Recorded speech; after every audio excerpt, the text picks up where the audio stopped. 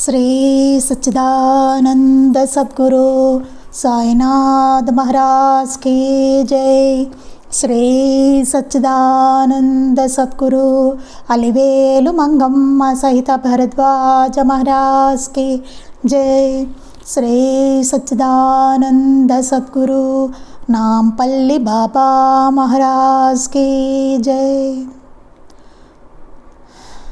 జై సాయి మాస్టర్. ఈరోజు సత్సంగంలో మనం టిబెట్ యోగి మీలారేపా చరిత్ర చదువుకుంటున్నాం. రచన పరమ పూజ్య ఆచార్య శ్రీ కిరాల భరద్వాజ మాస్టర్ గారు. దీనిలో అధ్యాయం 6 ఉపదేశము అనేటువంటి అధ్యాయాన్ని మనం చదువుకుంటున్నాం.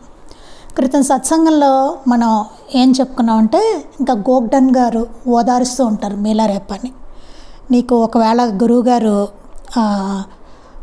నాకు ఇంకా ఆయన ఉపదేశం ఇవ్వరు, నాకు అర్థమైపోతుంది అని చెప్పన్నప్పుడు, నీకు ఒకవేళ ఉపదేశం ఇవ్వకపోయినా ఉపదేశం ఇచ్చేవారినైనా నీకు చూపిస్తారు గురువుగారు, నువ్వేం బాధపడద్దు అని ఎంత చెప్పినా సరే మీలారేప బాధపడుతూ, ఇంక నేను ఆత్మహత్య చేసుకోవడం ఒకటే సరే, నేను ఆత్మహత్య చేసుకుంటాను అని చెప్పి అతను మీలారేప దానికి కూడా సిద్ధమైపోతాడనమాట. సిద్ధమైపోతుంటే అప్పుడు ఈ లోపు ఓదారుస్తూ ఉంటారు గోగ్డన్ గారు. ఇంతట్లో గురువు గారు వాళ్ళ శిష్యుల్ని పిలిచి, గోగ్డన్ ఎక్కడున్నాడో తీసుకురా అంటారు. గోగ్డన్ ఇలా ఉందండి పరిస్థితి, ఓదారుస్తున్నాడు అక్కడ అని చెప్తారు. ఆ మీలారేప పరిస్థితి తెలుసుకుని ఆయన కళ్ళల్లోంచి బాష్పాలు రాలుతాయి. మీలారేప పరిస్థితి చూశానమాట. అతనిలో ఏదైతే రావాలనుకుంటున్నానో అట్లాంటి మార్పు వచ్చేసింది అని చెప్తారు. సరి అయిన జ్ఞాన పిపాసి పరిస్థితి ఇలాగే ఉంటుంది అంటారు. ఎంతో మెచ్చుకుంటారు మీలారేప గారిని. నేను ఎలా తయారు చేయాలనుకున్నానో అట్లా ఉన్నారు ఆయన అని చెప్తారు.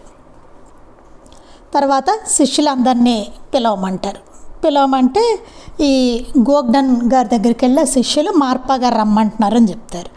చెప్పేసరికి సరే అందరినీ రమ్మన్నారు, మరి ఏంటి మీలారేపాని కూడా రమ్మంటారా అడగమంటారు. అడిగేసరికి ఈ లోపల ఈయన మీలారేప చాలా బాధపడుతూ ఏడుస్తూ అసూయ కూడా వచ్చి అంటారనమాట, గురువుగారు అందరి పట్ల ప్రేమగా ఉంటారని, ఒకని పట్ల మాత్రం కఠినంగా ఉంటారని ఏడ్చారట ఆయన. అప్పుడు ఈ గోగ్డన్ గారు మీలారేప గారిని ఓదారుస్తూ ఉంటారు. ఎక్కిళ్ళు పెడుతూ, మీలారేప ఆయన నన్ను ఎప్పుడూ పిలవరు, కొట్టడానికో తిట్టడానికో మాత్రం పిలుస్తారు అన్నారట. అప్పుడు గోగ్డన్ అక్కడ ఉన్నవారితో, ఈ మంత్రగాడిని కూడా రమ్మంటారో లేదో కనుక్కోమని చెప్తారు. చెప్తే గురువుగారు ఈయన్ని కూడా తీసుకురమ్మంటారు.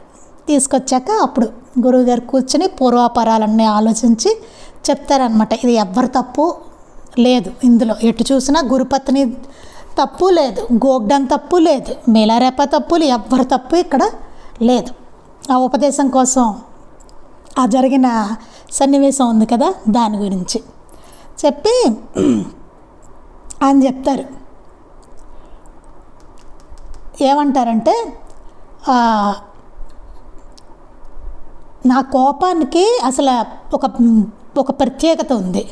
పశ్చాత్తాపంతో కరిగిపోయేలా చేయడానికి అవలంబించే శిక్షణా మార్గం అది. పశ్చాత్తాపంతో అసలు కదిలిపోవాలట శిష్యుడు, అదొక రకమైన శిక్షణా మార్గం అంటండి. నా కేకలతో ఎవరైనా భయపడి ఉంటే నా యందు మీకు గల విశ్వాసాన్ని సడలించకండి. ఇప్పుడిక అతని చెడ్డ కర్మ కొద్దిగా మిగిలి ఉంది. చాలా అంటే ఎంత కర్మ తీసేశారో చూడండి మీలారేపాకి.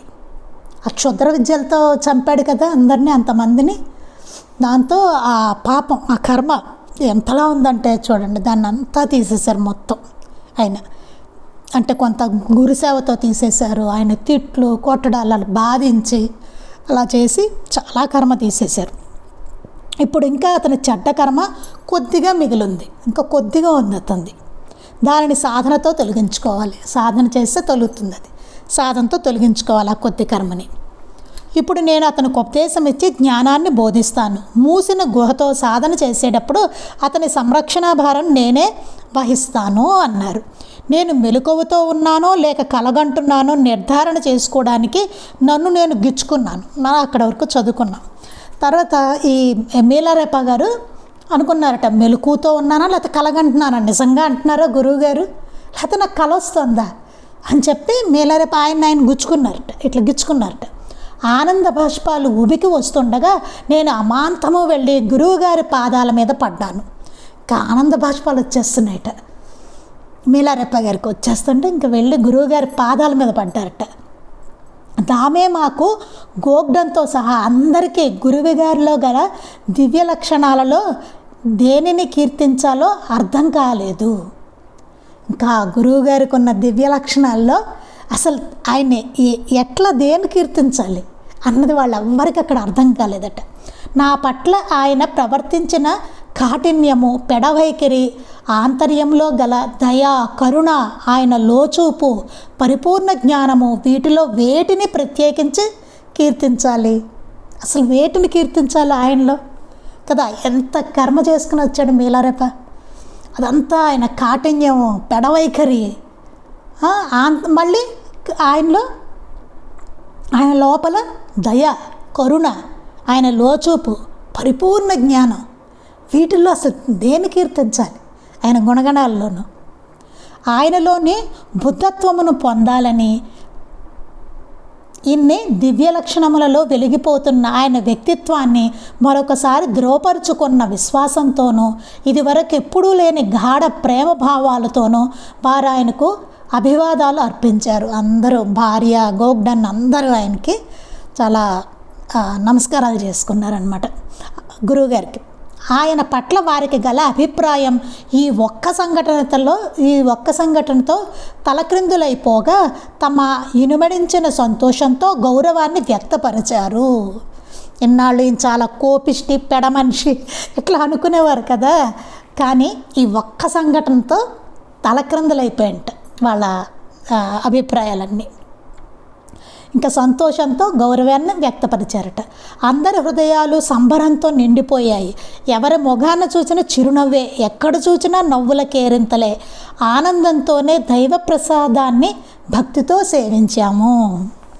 ఆ రోజు రాత్రి పూజా మందిరంలో నైవేద్యాలు అర్పించి నా తలనీలాలను తొలగించి సన్యాసి ధరించే దుస్తులను ధరించి ఆ రోజున బుద్ధ ధర్మాన్ని స్వీకరించాను. ఆ రోజు రాత్రి పూజా మందిరంలో నైవేద్యాలు అవి పెట్టారట మేలారెప్ప గారు. ఆయన తలనీలాలు తొలగించారట, జుట్టు తొలగించారు, సన్యాసి దుస్తులు ధరించారట. ఆ రోజు నుంచి బౌద్ధ ధర్మాన్ని ఆయన స్వీకరించారట. గురుదేవులైన మార్పా గారు ఒక టోపీలో మద్యాన్ని పోసి ప్రార్థించినప్పుడు అందులో ఇంద్రధనుస్సు ఉద్భవించడం అందరూ చూశారు. బుద్ధ సాంప్రదాయం ప్రకారం మార్పా గారు ఏం చేశారట, ఆ టోపీలో మద్యాన్ని పోసి ప్రార్థించారట. అందులో ఇంద్రధనుస్సు వచ్చింట ఆయన ప్రార్థించగానే. రక్షణ చూస్తుంటే దేవతలకు కొంత మద్యాన్ని ధారపోసి పుర్రెలో నుండి కొంత తాను సేవించి మిగతా మద్యాన్ని తాగమని నాకు ఇచ్చారు. దేవతలకు కొంత మద్యాన్ని ధారపోసారట, ఆ పుర్రెలో నుంచి కొంత ఆయన తీసుకున్నారట, మిగతా మద్యం తాగమని మేలారెప్ప గారికి ఇచ్చారట. వెంటనే నేను సేవించాను. ఆయన పరిపూర్ణ ఉపదేశాన్ని మరునాడు నాకు ఇస్తానని వాగ్దానం చేశారు. పరిపూర్ణమైన ఉపదేశాన్ని రేపు మీకు ఇస్తాను అని చెప్పి ఆయన చెప్పారట, వాగ్దానం చేశారట. ఆయన నాకు కొన్ని ఉత్తమమైన బోధలను బొమ్మల సహాయంతో విడమర్చి చెప్పి కొన్ని తంత్రాలను అధ్యయనం చేయడానికి అనుమతించారు. కొన్ని బోధలు బొమ్మలతో సహాయంతో చెప్పారట, విడమర్చి అన్నిటినీ. కొన్ని తంత్రాలు కూడా అవన్నీ అధ్యయనం చేయడానికి అనేసి అనుమతి కూడా ఇచ్చారట. ఆ తర్వాత కొన్ని రకాల జ్ఞాన పద్ధతులను వివరించి చెప్పి ఆఖరున నా శిరస్సుపై చేతులుంచి ఇలా అన్నారు. కొన్ని జ్ఞాన పద్ధతులు కూడా చెప్పారట. చెప్పి ఇంకా లాస్ట్లో ఏం చేశారట, మేలారెప్ప గారి తల మీద చెయ్యి ఉంచి శిరస్సు పైన ఇలా చెప్పారట, కుమార, నీవు నిజమైన అన్వేషకుడవని నాకు మొదటి నుండి తెలుసు అంటూ నేను ఆయన దగ్గరకు ప్రథమముగా రావడానికి ముందు రోజు రాత్రి తనకు తన భార్యకు వచ్చిన దివ్య స్వప్నాలను తెలియజేశారు. చూడండి ఎంత అద్భుతమైన విషయం ఇది. కుమార, నువ్వు నిజమైన అన్వేషకుడు అని నాకు మొదటి నుంచి తెలుసు, నాకు ముందు నుంచి తెలుసు, నువ్వు అసలైన నిజమైన అన్వేషకుడు అని ఆయన అప్పుడు చెప్పారట. నువ్వు వచ్చే ముందు రోజు నా భార్యకు నాకు స్వప్నాలు వచ్చాయి, కొన్ని ఉంది కదా, ఒక పవిత్రమైన అది దీపం దాంతో తుడుస్తున్నట్టు, తుప్పు పట్టిన దాన్ని తుడుస్తున్నట్టు, ఇట్లా అన్నీ వచ్చాయి కదా స్వప్నాలు. అదనమాట దివ్య స్వప్నాలు నాకు కొన్ని వచ్చాయి అని చెప్పారట. అదొక ఇండికేషన్ అనమాట. వస్తున్నాడు, కొంచెం శుభ్రం చేయి, చాలా గొప్పవాడైపోతాడు. అదనమాట. అంటే ముందే తెలుసు, మేలారేప రాగానే అసలు ఆయన తెలుసు, ఒక అతను వస్తున్నాడని తెలుసు, మేలారేప గారు వస్తున్నారని మార్పా గారికి తెలుసు, అది చాలా గొప్పవాడు అవుతాడని తెలుసు, అన్నీ తెలుసు కదా. ఆ కర్మ ఉంది చూసారా, ఆ చెడ్డ కర్మ అంతా దాన్ని తీశారనమాట. అదే ఆ తుప్పు పట్టిన దాన్ని తోడడం. అందుచేతనే పొలము దున్నే నెపంతో నిన్ను కలుసుకోవడానికి నేను అక్కడికి వచ్చాను. చూడండి, ఆ రోజు ఎప్పుడూ లేదు నేను పొలం దున్ని వస్తానని ఆడతారు ఆయన కదా. అసలు మేలారేప గారిని కలుసుకోవడానికే గురువుగారు వచ్చారు అక్కడికి. అంటే గురువుకి అట్లాంటి శిష్యుడు దొరుకుతున్నాడంటే అసలు ఎంత ఎలా ఉంటుందో చూడండి. ఆయన దగ్గరికి ఈయన వచ్చారట అక్కడికి. నేను ఇచ్చిన బీరును నీవు త్రాగేయడము, నేనిచ్చే పొలము దున్నే పనిని పూర్తి చేయడము, నేనిచ్చే జ్ఞానాన్ని త్రాగివేయగల విలువైన శిష్యుడనని తెలియజేశాయి. చూడండి, అసలు ఇది అంటే అసలు మన ఊహకు కూడా ఇది ఎట్లా మనం అన్వయించుకోవాలో కూడా మనకు తెలీదు. ఈయనిచ్చిన బీరును ఆయన తాగేశారు మేలారేప. అది త్రాగేయడమును, ఆ పొలంలో దున్నే పని పూర్తి చేయడం. ఈ పొలం దున్నిపెట్టి అన్నారు కదా, అది పూర్తి చేశాడు. నేను ఇచ్చిన జ్ఞానాన్ని త్రాగివేయగల విలువైన శిష్యుడనని తెలియజేసే. అవన్నీ నేను ఇచ్చిన జ్ఞానాన్ని నువ్వు తాగేయగలవు, అంటే ఈజ్ క్యాపబుల్ అనమాట. దానికి ఆయన అర్హుడు మేలారేప అన్నది నాకు తెలియజేసే. అసలైన శిష్యుడు ఆయన, విలువైనవాడు అనమాట. ఆ తర్వాత ఆయన నేను కానుకగా ఇచ్చిన రాగి పాత్ర ప్రాముఖ్యాన్ని చెప్పారు. ఇన్ని మాటలెందుకు, ఆయన కూడా ఒక ఉపయోగము లేకుండా ఏ చిన్న పని చేయలేదు. అవన్నీ కూడా నా శ్రేయస్సు కోసమే. ఏ చిన్న పని ఉపయోగం లేకుండా గురువుగారు చేయలేదు, అవన్నీ నా శ్రేయస్సు కోసమే చేశారు గురువుగారు. ఇక ఇప్పుడు నీవు అంత ఓర్పుతో అన్నీ భరిస్తూ నాపై అచంచల విశ్వాసంతో సాధువైపోగలిగావు చెప్పారు. నువ్వు ఇప్పుడు అంతా ఓర్పుతోటి అన్నీ భరిస్తూ నాపై నీకు అచంచలమైన విశ్వాసంతో నువ్వు సాధువయ్యావు. నువ్వు కూడా నా అంతటి శక్తి కలిగి, తెలివితేటలు కలిగి, విశ్వాసము గల శిష్యులను పొందుతావు. నువ్వు కూడా నా అంతటి శక్తి కలిగి ఉంటావు, తెలివితేటలు కలిగి ఉంటావు, విశ్వాసం గల శిష్యులను నువ్వు పొందుతావు. నాకు నీవెట్లు గర్వకారకుడివో వారు నీకంతటి గర్వకారకులు అవుతారు. చూడండి, గురువుగారికి మేలారేప గారు గర్వకారకుట్ట. ఎట్లాంటి శిష్యుడు దొరికాడో చూడండి.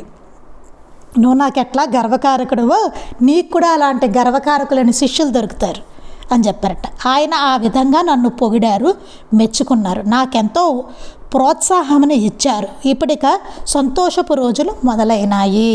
చూడండి, ఇప్పుడు ఇంకా సంతోషమైన రోజులు మొదలయ్యాయి అని చెప్తున్నారు. ఇంకేముంది, ఉపదేశం పొందడం చాలా సంతోషకరమైంది కదా ఆయనకి. ఇంకా అది ఇక్కడికి అధ్యాయం పూర్తయింది. తర్వాత అధ్యాయం 7 గురుబోధ అనే అధ్యాయం. గురువుగారు తర్వాత మీరు ధ్యానం చేసుకోవడానికి అజ్ఞాతవాసానికి వెళ్ళారా అని నేను అడగగా శ్రీ మేలారేప గారు ఇలా చెప్పసాగారు. అప్పుడు మేలారేప శిష్యుడు గారు అడిగారట, గురువుగారు తర్వాత మీరు జ్ఞానం చేసుకోవడానికి అజ్ఞాతవాసానికి ఏమైనా వెళ్ళిపోయారా, ఎవరికి కనపడకుండా ఎక్కడైనా చేసుకోవడం అట్లా వెళ్ళిపోయారా అని అడిగారట. అడిగితే అప్పుడు మేలారేప గారు చెప్తున్నారట, నా గురువు నన్ను ఒక రాతి గుహలో స్థిరంగా ఉండమన్నారు. మార్ప గారు ఏం చెప్పారట, ఒక రాతి గుహలో స్థిరంగా ఉండు, అందులో నుండి బయటకు వచ్చే అవసరమే లేకుండా కొద్ది రోజులు సరిపోయే ఆహారాన్ని సేకరించి పెట్టారు. అందులోంచి బయటకు వచ్చే అవసరం కూడా లేదు, ఇంకా అట్లా ఆహారాన్ని కూడా లోపల పెట్టేశారు గుహలో. తరువాత మరలా సకాలంలో నాకు ఆహారం గుహలో గల రాతి ద్వారం నుండి అందించేవారు. ఆ ఆహారం అయిపోతే కనుక రాతి ద్వారం ఒకటి చిన్నది ఉండేది, జస్ట్ పట్టేలా ఉంటుందన్నమాట, చెయ్యి పట్టేలానో ఏదో, ఇంకా దాంతో ఆహారం మళ్ళీ అందించేవారు అనమాట. అది అయిపోతే కనుక నేను మెత్తని ఆసనం మీద కూర్చుని శరీరమును కదల్చకుండా 11 నెలలు ధ్యానం చేశాను. ఒక మెత్తటి ఆసనం మీద ఆయన కూర్చున్నట్టు మేలారేప గారు. ఇంకా శరీరం కదలడం అన్నది కూడా లేదు, ఇంకా అలా 1 నెల 2 నెలలు కాదు, అసలు 1 రోజు 2 రోజులే చేయలేరు ఎవరు. అలాంటిది 1 నెల 2 నెలలు కాదు, 11 నెలలు చేశారట ఆయన. అసలు కదలలేదు అక్కడి నుంచి, శరీరం కదలదు అసలు, ఇంకా ధ్యానంలోనే ఉండాలి. ఇంకా ధ్యానానికి కూర్చునే ముందు శిరస్సుపై వెన్న దీపమును పెట్టుకునేవాడిని. ధ్యానానికి కూర్చునే ముందు తల మీద వెన్న దీపాన్ని పెట్టుకునేవారట. ఆ దీపము వెలిగినంతసేపు ధ్యానస్థుడనే ఉండేవాడిని. రాత్రైనా పగలైనా ఆ దీపము ఆరిపోయిన తర్వాతనే విశ్రాంతి తీసుకునేవాడిని. ఎలా ఉండేది? ఆ దీపం వెలుగుతున్నంతసేపు ఆయన ధ్యానస్థుడే ఉండేవారట. రాత్రైనా పగలైనా ఆ దీపం ఆరిపోయిన తర్వాతే ఆయన కాస్త విశ్రాంతి తీసుకోవడం. అలా నేను 11 నెలలు గడిపిన తరువాత మా గురువుగారు వారి శ్రీమతి గుహ దగ్గరకు వచ్చి నేను బాగా సాధన చేశానని, ఇప్పుడు నేను గుహ నుండి బయటకు వచ్చి వారితో కలిసి భోజనము చేసి సాధన ఫలితాలను చెప్పాలని ఆదేశించారు. 11 నెలలు అయిపోయాక గురువుగారును ఆయన భార్య వచ్చారట. వచ్చి గుహ బయట నుంచి చెప్పారట, నీ సాధన బాగా చేసావు, నువ్వు గుహలోంచి బయటకు వచ్చి మాతో భోజనం చేసి నీ సాధన ఫలితాలన్నీ చెప్పు అని చెప్పారట. అయితే బయటకు రావడానికి నాకేమాత్రమూ మనస్కరించలేదు. చూడండి, అసలు బయటికి రావడానికి ఆయనకి అసలు మనసు రాలేట, ఇష్టం లేదు బయటికి రావడానికి ఆయనకి. కానీ నా గురువుగారు ఆజ్ఞాపించారు కనుక నేను శిరస వహించవలసిందే. కానీ మరి గురువుగారు రమ్మన్నారు, బయటికి రావాల్సిందే, వచ్చారు. అందువలన గుహకు అడ్డుగా కట్టుకున్న గోడను పగలగొట్టుకొనడంలో తొందరపడకుండా చిన్నగా చేస్తూ ఆలస్యం చేయసాగాను.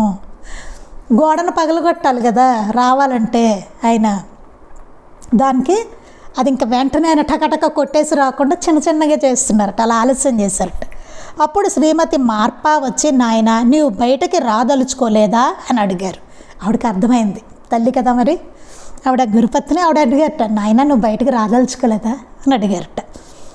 నాకు ఈ గోడను పగలగొట్టాలనిపించడం లేదు అన్నాను. నాకు ఈ గోడ పగలగొట్టాలనిపించట్లేదమ్మా అన్నారట. అలాంటిదేమీ పెట్టుకోకు, కొన్ని శకునములు చాలా ప్రాముఖ్యము కలవని నీకు తెలుసు కదా, అలాంటివి పెట్టుకోకు నువ్వు.